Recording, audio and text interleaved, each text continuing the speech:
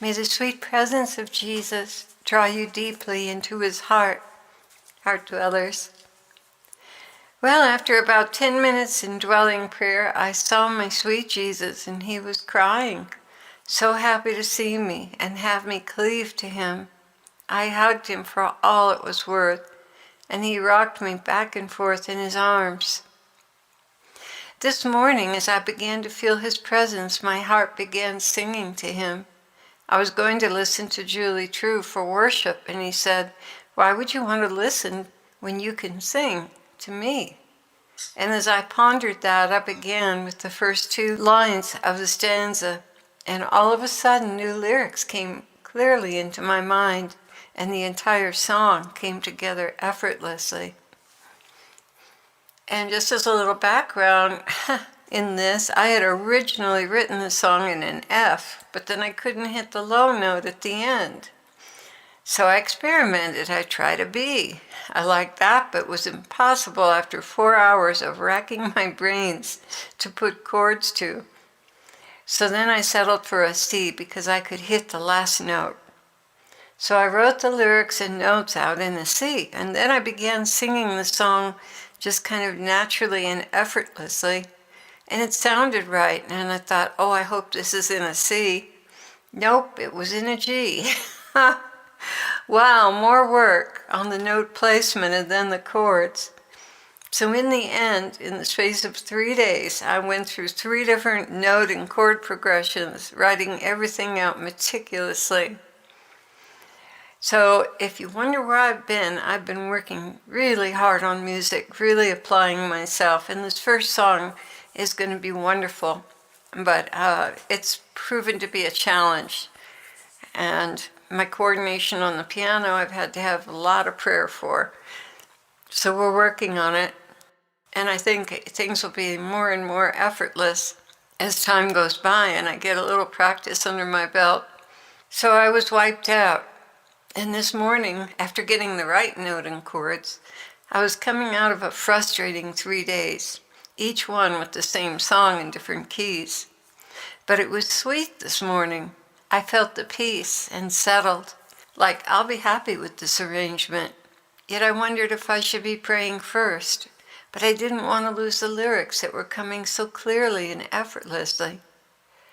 You know, if there's a way to make you feel guilty, the enemy will surely find it.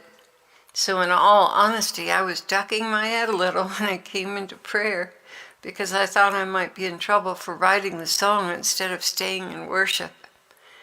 Really, you need both. Yet the Spirit was so sweet. As the lyrics came, I just couldn't resist. I felt so connected and passionate from my heart as the words came. And all I wanted to do was sing over him. Well, we have our fragmented days too, and today was one of them. 3 different people coming and going and needing supervision. And I pulled away so very painfully from this beautiful work to help them get settled. My chance to be with Jesus in this sublime and sweet way didn't come until everyone had gone home and I had rested for a good hour. As I sat with him, he began to speak. I want your worship and music to be seamlessly united to me. The 2 are one, Clare, and what begins in worship should move seamlessly to the keyboard.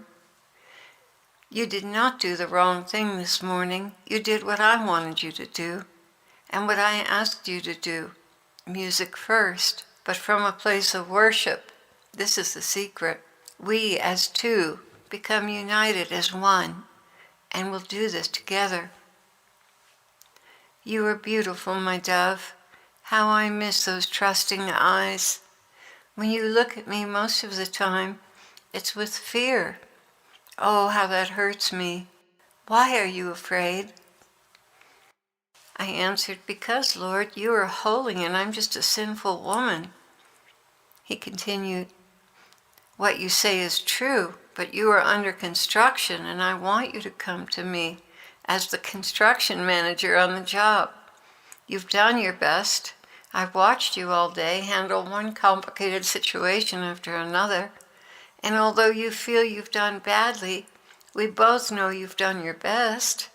and all that was in your capability to satisfy the needs of everyone. And you've denied yourself. I saw you looking at that bracelet. How I love to bless you for your faithfulness.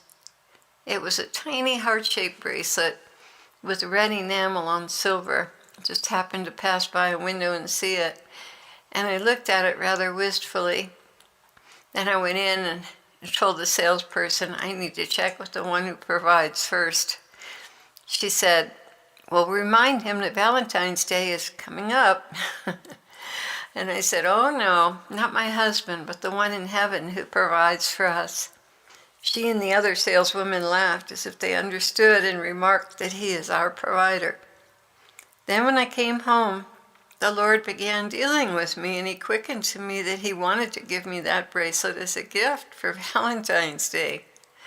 I went to Ezekiel and he confirmed it. Now the story behind this is that what I wanted was a simple, inexpensive bracelet to remind me of him, with the medal of the Shroud of Turin on it, something I'll see while I'm playing the piano and writing lyrics. Well, I have the medal, but I needed a bracelet that said something special. And the one that I saw in the store was too expensive. So we went Google shopping and found just that perfect ring, a delicate little bracelet with 12 deep red stones in the shape of hearts linked together. I thought of the 12 apostles and was overjoyed when the Lord picked it out with me. What a beautiful gift, Lord. Do you like it? He asked sincerely. Oh yes, I think it will be perfect. It's not flashy, but very tender and diminutive. I'm very touched, Lord. I want to cry. Thank you. Well, on to the next adventure. Lord, you alone know what I'm feeling right now. I'm grateful, but so frustrated. He answered me, patience. This too will pass. Well, before all this came up earlier in the day, I'd lost my patience and complained when I should have been rejoicing. Please forgive me, Lord. I am so sorry. Someone I'd been praying for got a healing, and now they were pestering me to the point where I couldn't get a thing done. Oh, I was so frustrated. But the foolishness of that. They were healed and happy, and I was irritated. Oh, Lord, how do you tolerate me? He answered, you have a very real enemy, my beloved. You are my beloved, and I adore you. I was crying because I missed you, and you came running into my arms as soon as you had the opportunity. Do you know how grateful I am to you for this sweet attention? And when you hold the communion host and kiss it gently, as if it were my cheek, do you know what that does to me? I melt. I long to take you to myself in heaven and be with you forever and ever. It is a bittersweet moment for me, as I know it is for you. And that's for sure. That and looking at the portrait, that really knocks me over sometimes. I really look at it sparingly. The Lord continued, oh, children, children, I long for your love and attention. I know your days can be so fragmented with distractions. But after you recover yourselves, don't run from me. Run to me. When you run to me, my heart cries out, here she comes, my bride. Finally broke free, and she's running to be in my embrace again, because she longs for me as I long for her. That's what I say, truly, then I melt. If you're turned away by an earthly care, I'm crushed. Don't let the enemy pull you away from me. That's why I grasped you so tightly and cried, because you did make it despite the enemy's attempts to steal you from me again. This is how I feel about you. I'm overjoyed when you come to me. Understand that on another level, look at it this way, I'm a construction boss and you're one of my employees. You're in charge of building part of a very tall skyscraper. It looks messy because it is messy. Materials are being used, trimmed back, plastered, nailed, welded. Oh, so much is going on at the site. Trucks come and go, dropping loads of gravel for cement. bringing in steel beams and cables. Heavy equipment is moving and erecting scaffolding. Piles of metal wires and all kinds of materials that are left over from the day's work leave the yard looking dirty and disorganized. But another floor has been added to the building, and it is going up. It looks pretty ragged because it's under construction. You've done your best as the crew boss. You finished another level. But it was messy and leaves you feeling as if you didn't please me, when in fact you did, Claire. The enemy never rests. He's continually looking for ways to steal your peace, and his favorite is perfectionism, judgment, and condemnation. While I am standing by smiling at the work you completed, though it is still messy. In the twinkling of an eye, I will finish the job, clean up the mess, and leave it spotless. In the meantime, each level is being completed, and the building is rising higher and higher. I am not a mean-spirited taskmaster. I'm the lover of your soul, ever so happy to see you about your work for me with a heart of love. When the days go badly and are fragmented, I understand. I see the forces opposing you. I watch you wade through them with as much love and patience as you can muster. And I am pleased with you that you persevere no matter how messy it looks. You're still committed to seeing it through. But you cannot have a heart of love if you're continually looking over your shoulder at me, fearing that I'm displeased with you. That displeasure will carry over into how you deal with others. That is why you need dwelling prayer. You need to experience my joy and satisfaction with you. You need to bond and soak up the love I feel for you.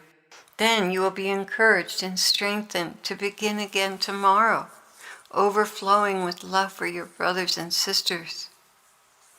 So I'm asking you, my brides, come to me, knowing that whatever you've done or failed to do during the day, I love you, and I appreciate your every effort, more than you'll ever understand. That's why I want you to sit before me in the portrait. It conveys that love and appreciation, and gets your heart and mind going in the right direction until you're open and connected to me in your spiritual vision and emotions. You see, I'm terribly misunderstood and taken as a harsh and cruel person. You must do this, you must do that. Your job was not done perfectly, brow down and finger pointed. No, rather I'm tender-hearted and the lover of your soul, longing to show you my gratitude for your perseverance, mistakes and all.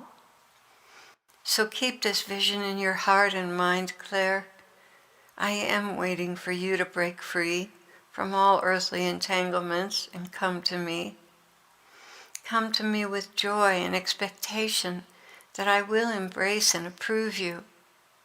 And if there's a little matter to discuss, we will discuss it and move on.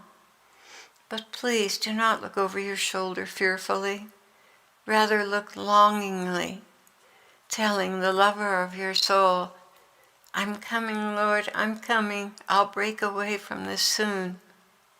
And send me a kiss of promise that soon we will be enjoying sweet fellowship together.